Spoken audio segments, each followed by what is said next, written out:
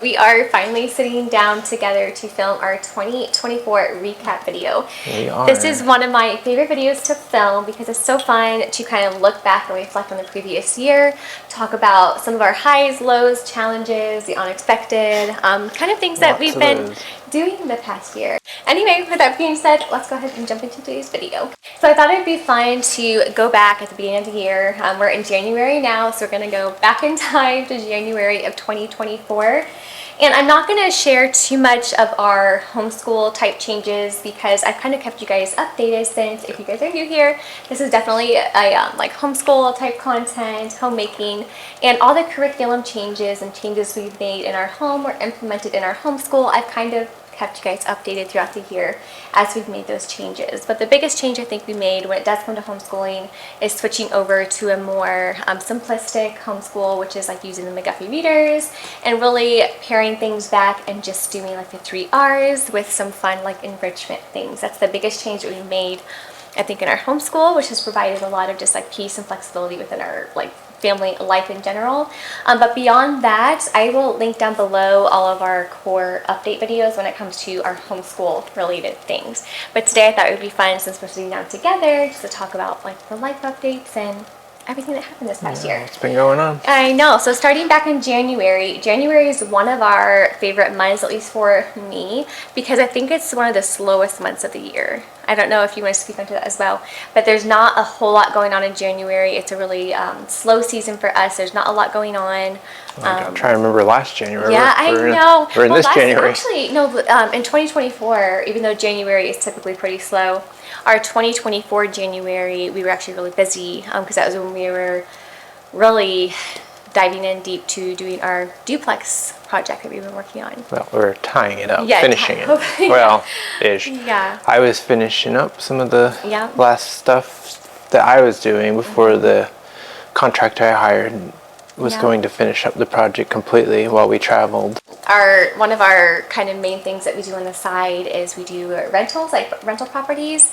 Now we have 4 Airbnb units and then 1 full-time rental. But starting in the fall of 2023, going into 2024, our biggest project that we were tying up in the beginning of last year was our biggest duplex rental that we were doing. So that was an interesting. If you guys want to know more about specifically our Airbnb projects, right after this video, I'm going to be uploading our kind of Airbnb experience video, which we already filmed. We did. So we're not going to go. I feel like we're not going to go into too much detail as far as like a lot of different. There's a lot of detail in that video. Yes, yes. We talked for about an hour of just our past whole calendar year of being Airbnb hosts and the pros and the cons and whether or not we'd recommend it and stuff. So that'll be our next video. But make sure you check out that video. Yes. Yeah. And then February, so last year, 2024, was our first year traveling for work again since 2020, right? Our full-time year? First time we traveled all summer or whatever it was. Yes. Yeah.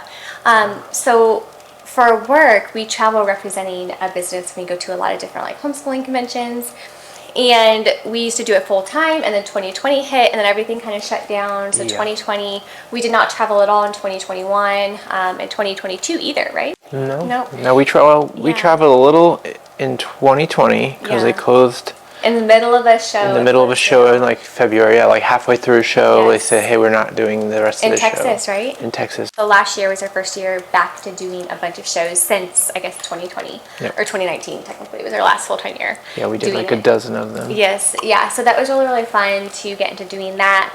And then so last February, we normally start prepping for those shows because the shows go from March through July. So in the middle of doing all of the shows, which was from March through July, he was busy on renovating properties and missed the already busyness of revving up like our end of the year homeschool and things like that. So it was just like a busy season. It was. But it was really, really good. I think it was fun. It was fun to back off from the Airbnb thing a little bit because I was getting burned out. So it was nice to let somebody else take the reins and finish that project. And even though I thought they were kind of finishing it, it turned out we still had more to do after we were done traveling to kind of stage it and get it completely ready. Plus we lost your grandmother. Yes. Yeah. So Yeah, this year. Yeah, last year. Yeah, that's the only negative thing here about not writing down everything that happened in 2024 is I feel like there was so much that happened. 2024 was definitely, I don't know if I could sum it up in even a one sentence. It was definitely one of some hidden challenges. A lot of growth, I think, happened with just like the whole family.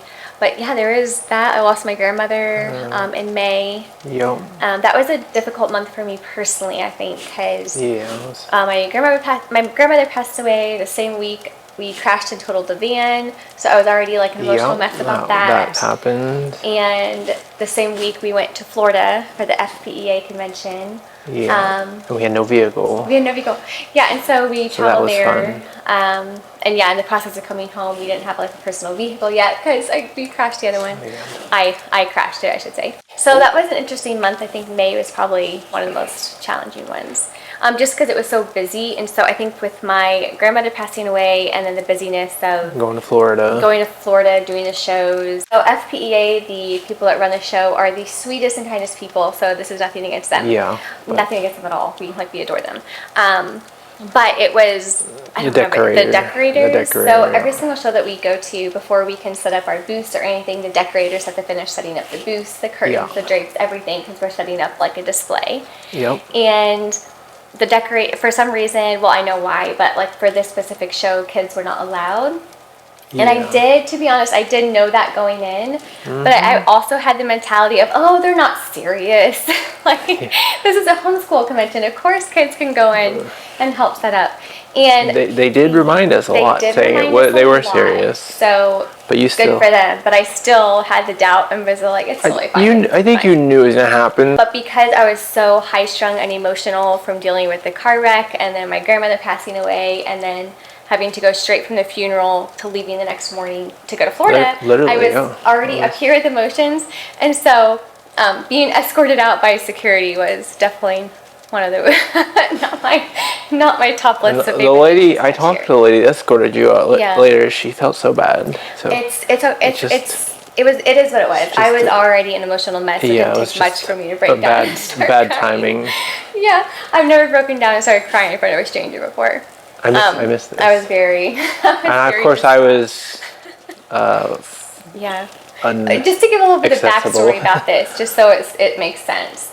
The display that we set up takes us minimum 8 to 10 hours, very minimum, to set up with the little ones. And even without, it takes a while. So normally when we travel together as a family, the kids always are with us, and I love that aspect, but it does take us longer, if we're honest, to set up, right? It's a slow process. Yes. And so this particular show, though, was a huge show. It's one of their biggest ones of the year. If you're not familiar with the FPEA convention, it's like a national type convention. Like everyone goes to this location. Anyway, with that being said, it takes us a solid probably 10 to 12 hours to set up for this show in particular because there's so much overstock. So I will say one of the blessings of this show in particular is once I was escorted out and I realized I couldn't help set up at all.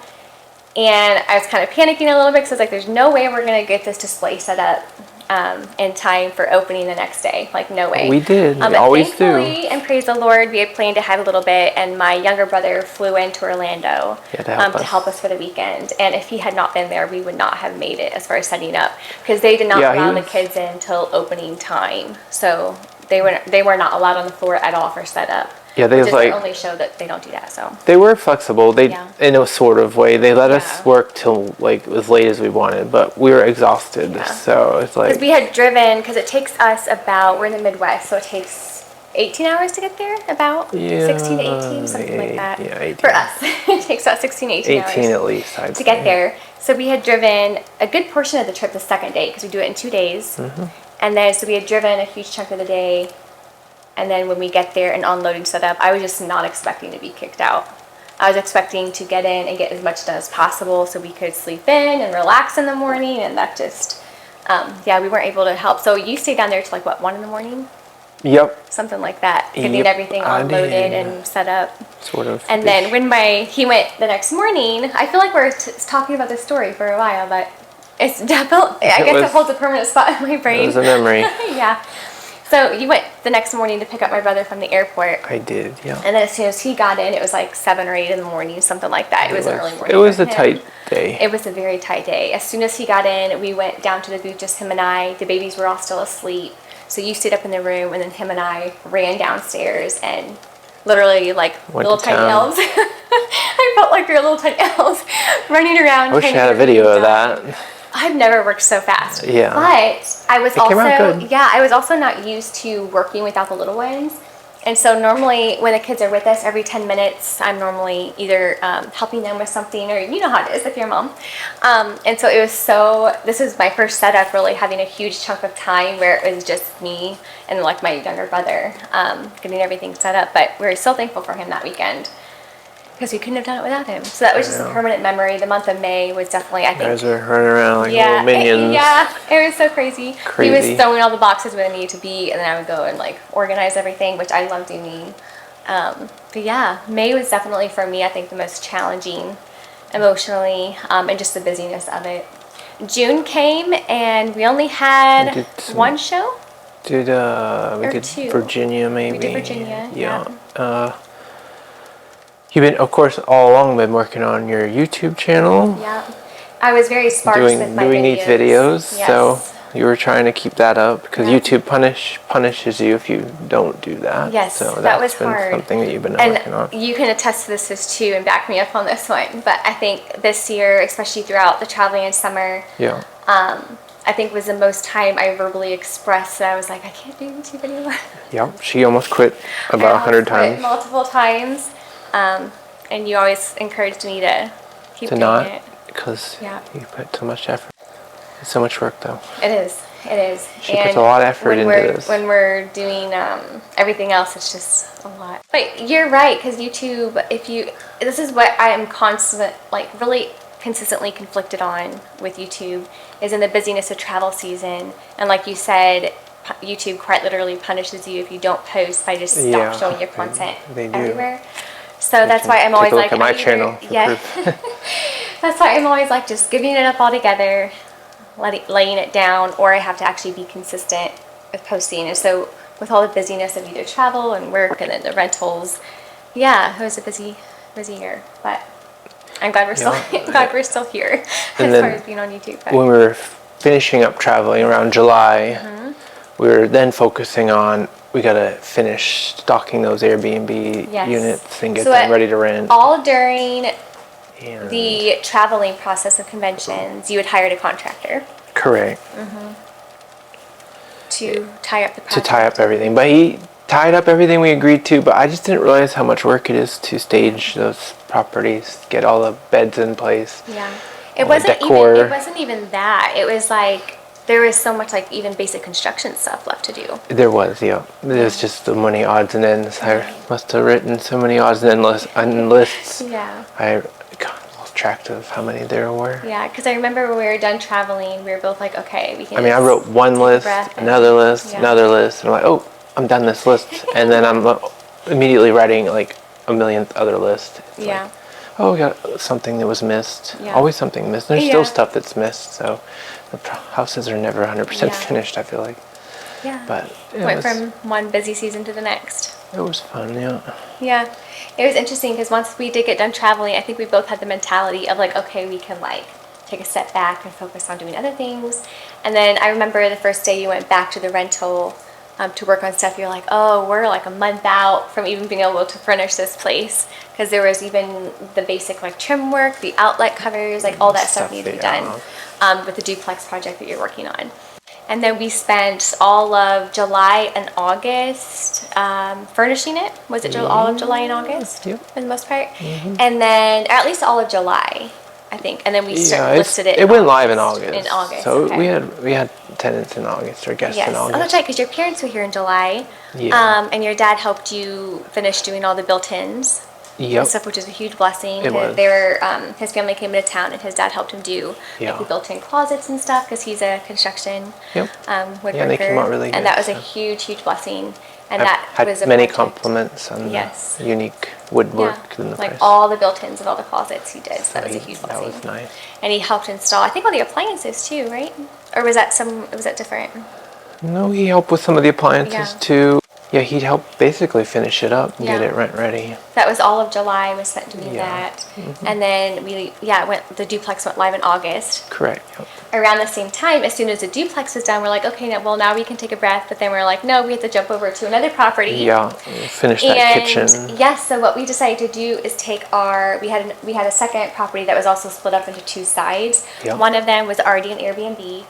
And we decided to turn the other side into a completely separate unit, which meant installing a brand new kitchen from scratch. So that took up all of August and September. Because your grandmother, she lived on the large side, yes. and once she passed away, we had it empty. Yes, so it sat empty for half a year, I think, before we went and got in there. From finish to end, it was close. Yeah. Not quite half a year, but like 4 months. Yeah, something like that. And in August, we had your sister stay with us for, was it the month of August? Yeah, which was really fun. That was we fun. enjoyed having her and getting to hang out with her. Yeah, and she was some help doing some little projects and stuff. Yeah, well, that was in July, I guess, so July and August. So we got to see them a lot. I think in 2024 was the most times we saw your family, because we saw them in May at the conference. Quite a bit, or in May, and then they came here in July, and then your sister came in here in August, and we went there for Christmas. Yeah, so, and then I saw him in Pennsylvania. Yes, that's right. We'll get to that. Yes. Okay, so can't forget that part. Yeah, I won't ever forget it. Yes. So neither will you. And Devon. Oh my goodness, no. But you see how good God is, I think, in different things in hindsight. Definitely. He was there and I was asking him for a lot. Yeah. All the time. Yes. That week. Yeah. Week and a half, whatever it was. In September. Do you want me to tell him about it, or you want to? So I'll do the a little leading up to it. So in August, okay, your sister's in town. We're finishing up the rentals. Half of our rental properties are listed at this point. Yep. You come down with COVID. And then I get COVID. So we all had COVID. Your sister, I think, was the only one that didn't get it. And meanwhile, I think I'm struggling with just the disappointment factor, not because we got sick, but because we had planned to go to your brother's wedding. So it was interesting. So we were planning on doing that. So when we all got COVID, you had brought the conversation of okay, we're not going to be able to go, so we canceled our Airbnb. And then you had made the decision because you had to take your sister back anyway. I did. So you were going to go to the wedding, and that way your sister could meet up with the family and everything like that. And this was in Pennsylvania, which was from us 10-hour drive. Give or take. Yeah, and then you can take it from there. What happened on the way to Pennsylvania, and when you got there? It was a fix my glasses here. It was a fun trip until I got half an hour, 45 minutes to my destination. And me and my sister both started feeling a little nauseous and sick. And we thought, my sister first. And then I was feeling a little bad too. I didn't mention it, but I was kind of feeling not so great either. But I was like, we on the road all day, eating junk food. I was like, maybe I need to, just be that. So we got to our location. It was around 8 or 9 o'clock at night, and we didn't make bad timing. And Ariana was feeling a little better, but not really great, and I was feeling not so great. And I was like, you know what? It was fun at first. I was hanging out with everybody. I hadn't seen them in a while, but I just kept feeling not so great, and then it went from not so great to really not so great, and then it went downhill from there to absolutely horrible to almost unbearable. And I spent the night sleeping outside because I could not sleep in my bed. I was so uncomfortable, so I was sprawled out on my car hood for some of the night, and in my car driver's seat. Just any kind of way I feel a little comfortable. Super sharp stomach pain. So I had what my sister had, so I grin and bear it throughout the night.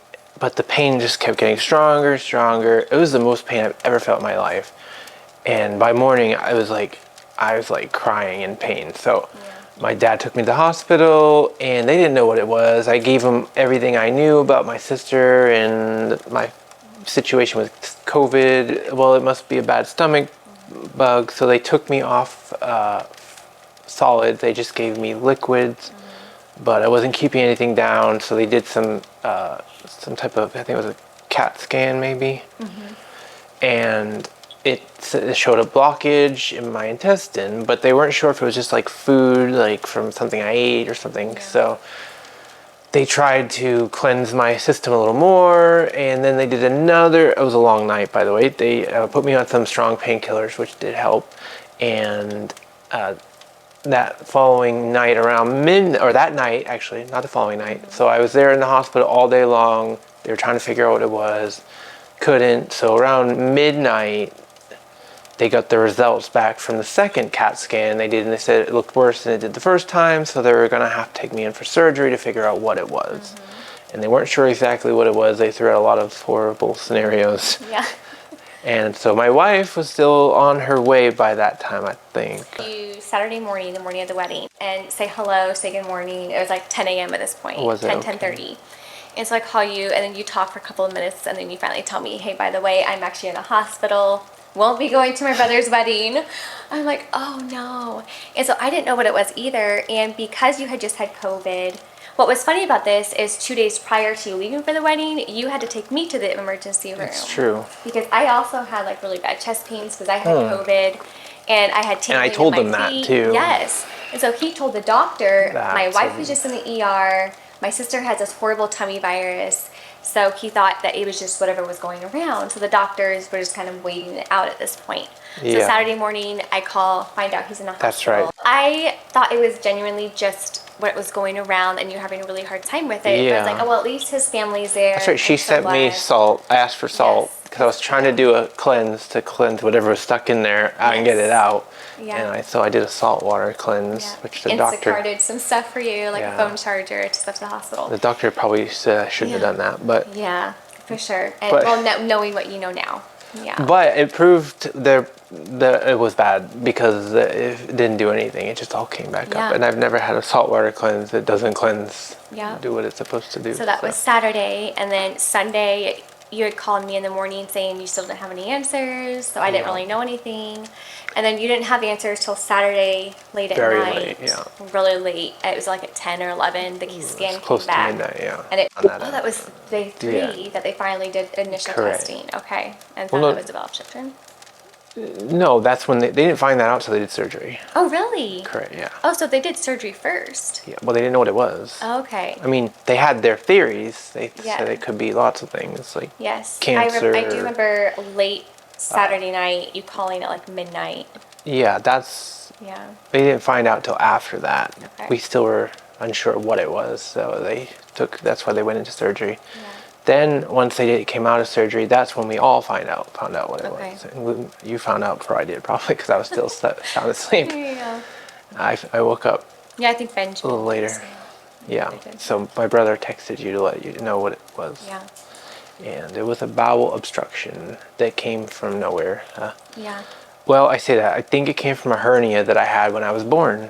That's the only thing that anybody could figure out. That's what none of the doctors could understand where it came from. Because I never had any surgeries, and usually this kind of thing is caused by scar tissue from previous surgeries, and I never had a surgery. So we still don't know exactly where it came from, but God had a reason for me to be there, and not at my brother's wedding, apparently. So that's where I was. Yeah, that was Sunday, and then you called me right before you're going into surgery. And of course, I'm like a mess because I really wanted to be there before you went into surgery because I didn't really know fully what was going on. Well, you didn't know what was coming. I didn't even know they were going to go to surgery. Right. And so it was just like slightly terrifying. And I was like, and they're like, yeah, we need to do this like now. Yeah, so you call me. That's always a good thing to know. And the surgeon says, yeah, you probably should have done this a little while ago, so we need to do it now. Yeah. And then when you first initially, because you found out it was a bowel obstruction earlier, didn't you? Or maybe no? Okay. Because I remember doing some research about it like I always do. Yeah. And I remember hearing that even hours matter with these things and that it had been 3 days at this point before you went into surgery, which is very risky. Because if something burst. If something does burst, yeah. Yeah, but thankfully nothing burst. It was the best case scenario as far as it not being an actual obstruction. It was a band of tissue around it. Yeah, it was a tissue that wrapped itself around my intestine and snipped the little piece of floss. And then he said everything flowed through. And it was kind of like a clog in a pipe. It was released and it went through and looked normal. So we shut you back up. Yeah. And don't know what happened there, but it looked good once we were done. Came out on Sunday, and you didn't make it there till Monday? We did not make it in town until Monday. Yeah, Monday night. Okay, yeah. That's right. You were still at home. Because you didn't think it was going to be like...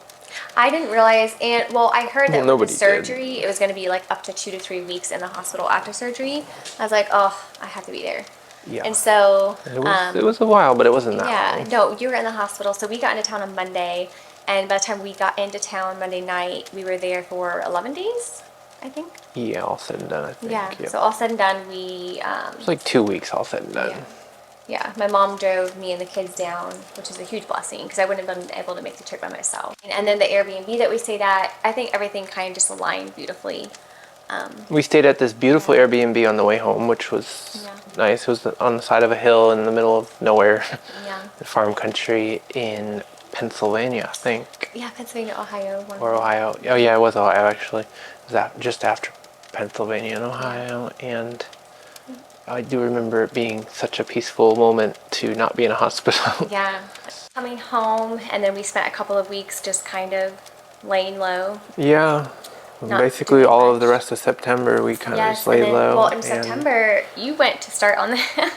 when you weren't supposed to, you went to start rehabbing another kitchen at the other property. Was that in September? Yeah. You went to build the Westmore That's property. right. You know what we also had to do is we had to completely clean out one of our rental properties. Do we? College Ave, yeah. So what happened in September is we had to have help moving all the furniture and stuff. We did. Yeah, so you couldn't move anything. But I had help. Yeah. Yeah, I had Derek helping me. Yeah. And yeah, I guess this September I didn't rest as much probably as I should have. Though I did take it pretty easy. Yeah. I kind Taking of it easy, building a kitchen from scratch, I kind of read my body a little bit. Yeah. I didn't take it as easy as I probably should have. It's okay. But you're also not the type to just like take it easy. No, I don't like doing that. You don't like doing nothing. So. Yeah. Yeah. But that was September, and then October was our anniversary. Yeah, 12 years. 12 years. Yeah, that was fun. And tied up all the loose ends. We went to the Mediterranean, and that was... No, we didn't. No. I was like, we did? I don't remember that. She slept through it. No. It was fun. Oh my goodness. No, we went to like a theater / dinner. Yeah, we did a theater. Which is so fun. Dinner. I love doing live theater with the dinner. That's one of my favorite things to do. Yeah, we'll do that Mediterranean trip one of these years. And then November, Thanksgiving. Yeah, November and December were beautiful. Yeah, we went out to see my family. Especially your family, which is a ton of fun. And they came out here. I got to see them in Pennsylvania, obviously. Yeah. Oh, yeah, that was the other thing. One of my sisters had her baby. Yes, yeah, your sister had a baby. She had her baby, her second child. Yeah. Almost had it while I was in the hospital. Yeah. Came close. Came down for the wedding. She was down for the wedding, which her doctor barely let her, and she had to kind of skedaddle back home. Looking back, I always like seeing all the different puzzle pieces that God kind of puts together to complete like the big picture. Because sometimes when you're going through something, you can't see exactly what God has in plan or what's in store. It wasn't just the hospital thing too. It was like me realizing that had you been here, I would have been able to take you to the hospital, but I would have just like had to drop you off and figure out where to drop the kids off, take the kids over to my mom's house, juggle watching them but wanting to be with you those first initial critical like 2 or 3 days. Yeah. And so for me in hindsight, I know that it was your mother God's ordeal. Well, God's ordeal. Very focused on helping. Well, he helped me with the kids. But what I'm saying is like if we would have had the incident here, I would have been like having to drop the kids off, going over to the hospital. But I felt like with you being there and with your family there, you had the most attentive care. Like I felt like your dad was able to take you to the hospital and actually stay with you. Like your dad stayed with you. Yeah, because my family probably wouldn't have been there. So his family took such good care of him, and they stayed with him all night long, which gave me such a massive peace of mind. And I know that if it was here, I would have been able to stay with you all night long because I would have had my little ones. And so the fact that his family was there and it happened there with all of his family nearby, I just like, I do praise God for that little detail, even though it was in horrible circumstance. Yeah.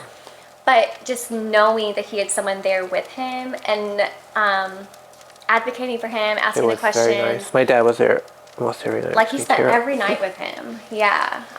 That to me was God watching over that situation, because again, I felt I wouldn't be able to be there with you every night, which I wanted to be. And so even when I was able to get into town and see you and be in the hospital, I had to go back at night with the babies, but you still had your family there to stay with you at night. And so I was able to sleep better because you had someone there with you. And so looking back, I'm so glad it happened there is what I'm saying, I guess. I was just incredibly thankful for that. That was the pro to it being huge there. pro, because I wouldn't have been able to stay with you at night, really. Yeah. I would have had to come back and do, like, with the babies. Yeah, and, I know. You know, and so they would have been probably traumatized had they been without mommy for 10 days, 10 days straight. Yeah. And then just the blessing of my mom being able to take me there and watch the kids so I can go to the hospital. And you got to spend quite a bit of quality time with your mom, too. Yes, which is another huge blessing, because we hadn't gotten to do that in a while, so that was a huge blessing. The kids grew really attached to her during that time. They did not like leaving her when we got back. But just looking at that situation in particular and knowing that God was watching over that circumstance. And it's one of those things where it's like, yes, we missed the wedding, but during his most painful experience of his life, I think really God just planned that beautifully. So very, very thankful for that. And then his dad, because there's a couple times I was calling you on the phone crying, so I was like wanting to be there with you. And his dad was always so encouraging, sending me like scriptures and just speaking to my heart a lot when it came to like calming. Yeah, he was super helpful. Nice, super helpful with that. So I really he slept on the world's least comfortable bed. And didn't complain about it at all. Yes, I appreciate them so much. And then our last couple days there, your brother surprised us and came down. Well, two brothers. Which again was there. Benjamin was there.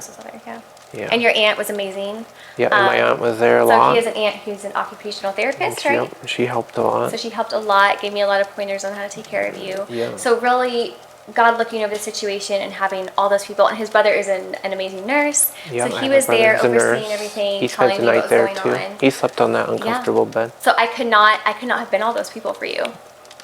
You know? So it's just, I could not have been all those they wouldn't have normally been in one place all at the same time. It just either, happened to be the weekend of the wedding. Yeah. Where everyone was out of town, but in town where the accident, where you had to go to the hospital. Yeah. Besides one of them who drove down. Yeah. To be there for a night. Yeah, and then he surprised brother, me. He surprised me too. That was a cool surprise. Yeah, I loved that. I'm so glad that he came. That was an extra support too, to see him. Yep. And he was able to stay the night with you that last night. So you only had to spend one night alone? Just one. Just one. Yeah. Did I even? Yeah, the first night. The first night, yeah. Well, no, one of them. And then your brother came into town. I think there was one other night. But then your brother came into town and stayed with you the last 2 nights. So. The last one night. It was going to be 2 nights. Okay, so he was there. Okay. Yeah, but that was a huge blessing. And so really in hindsight, it was all perfectly orchestrated. But I always like looking back at the big picture and seeing, why God allowed things to happen when they did, but also where they did. Because it's just... Yeah, apparently I was a ticking time bomb for the last 40 years. Yeah. And I have to also publicly say and publicly thank, too, that while we were gone, so we left, I felt like we left in the middle of the night, but no, we got ready in the middle of the night. Yeah. And one of the things, which you know this too, but one of the things I always do before I leave is go through and like clean the house, get all the beds made, get all the sheets washed. That way when we come home, everything's nice and clean. I wasn't able to do that because we left just so quickly and out of nowhere. It left a huge mess. And That's right. Yeah, my sister-in-law. Yeah, so I had to publicly, huge thank you to her because she took care of everything when we were gone. Made meals for us, fed the animals, took care of the chickens. My brother mowed the lawn because you couldn't mow for a while because of the surgery. So having people in our lives step in and take care of everything. That was a big help. Coming home from the trip and not having to worry about anything or meals. Food, because they left food there. Yeah, my sister made food. My sister your other left sister. Food. But it was such a team effort. It was a team effort, and something. And your other sister up in Michigan was also helping out. Yeah, so I also have a sister who's a nurse. And so if I ever had a question, with answering questions, I would ask her. If he had a question, he would ask his brother. That was nice. So that was amazing. Yeah, it was definitely a team effort. She gave us a lot of good advice and everything on how to do the recovery process and all of that. But seeing all the pieces work together, and it's just... I think that was by far the most traumatic part of the last 4 years, maybe Yeah, 5, maybe sure. 10.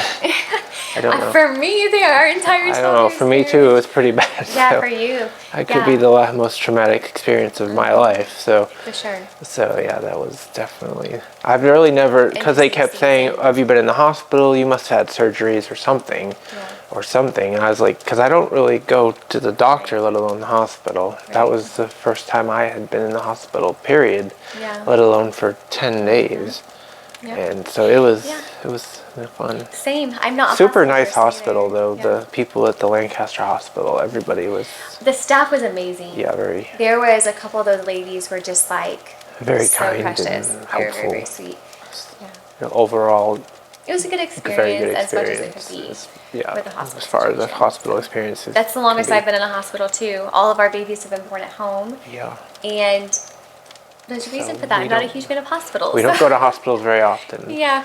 But we have once with Maddie. Yes. Maddie, we went to the hospital. That wasn't last year, but that was 3 years ago. That was a few years ago. She has, or had, Lord willing, past tense, febrile seizures when she has a high fever. And so for her very first seizure, brand new to it, didn't know what was going on. Yeah. Very uncomfortable experience. Yeah. So really, I think November and December were our biggest months, not necessarily doing renovation projects, but it was our busiest month, having all 4 units rented out on Airbnb, plus a full-time tenant move-in. Yeah. Plus, it was our busiest month for guests. It's a huge learning curve for our Airbnb business side. But you gotta check that other video out to hear more about that experience. Yeah. So. And you'll hear kind of what November and December looked like in our learning experiences with Airbnb, because a lot of our issues with Airbnb or whatever kind of happened in November. Well, they were and December. issues, not issues. They were they were just issues. Take away the quotation marks. Yeah. But that was in November and December, so you'll hear that in the upcoming video. Go see that video. Yeah, that has been, and then here we are back in midway through January already again. It's crazy. It's crazy, and I feel like this year, Lord willing, will look like some of last year, but also not at all as last year. Hopefully. Last year it was really busy and interesting. Yeah, hopefully no hospital visits. Hopefully no hospital visits, but like I said, seeing how God orchestrated all of that really was a huge blessing. Yeah, because I got to spend some quality time with people that I probably wouldn't have. Incredible quality time. Yeah, a lot of quality time, more than I probably ever have, or maybe ever will, for that matter. Yeah, one-on-one time with very many people in your family, and so. Yeah. So. In hindsight, I think it was beautiful, even though it was so miserable at the same time. It's so hard to describe sometimes. But you can intermingle hard and it being a blessing at the same time, because I think also God can give you the hardships. It wasn't unbearable. The worst part, honestly, was before the hospital. Was that night. That was because I didn't know what was going on. I didn't know what was going on. Very unconcerting. So that was the worst of it. The rest of it was not comfortable either, but that was definitely the worst. The surgery was the most comfortable part because I slept through it and woke up rather cheery. So. Yeah, you called me in the middle of the night, like, I feel amazing. Yeah, I felt really good. And your brother was like, it's just the medicine talking. Yeah, that's what they all kept telling me. But next whatever. Morning you felt it, Yeah, next morning I felt really sore and very stiff. Yeah. But praise the Lord, all is good now. Yeah. Lord willing, you know. But I healed pretty quick. I was able to roll around in my bed, after a few days. Yeah. And I can do sit-ups now and stuff. So I'm back to mostly normal. Yeah, new normal. Mm-hmm. A little bloated in that area still from the swelling. Mm-hmm. Didn't completely go away, but not bad. It is good. It is good. Anything else you want to tie in? No, just thank God for everything, getting us through this year, and pray for this upcoming year for us and for all of you all. And yeah. Sounds good. I will again post that Airbnb video if you guys are interested in seeing that after this. Check that out. And then I'll probably link it down below too for if you happen to watch this video after. Bye. Bye guys.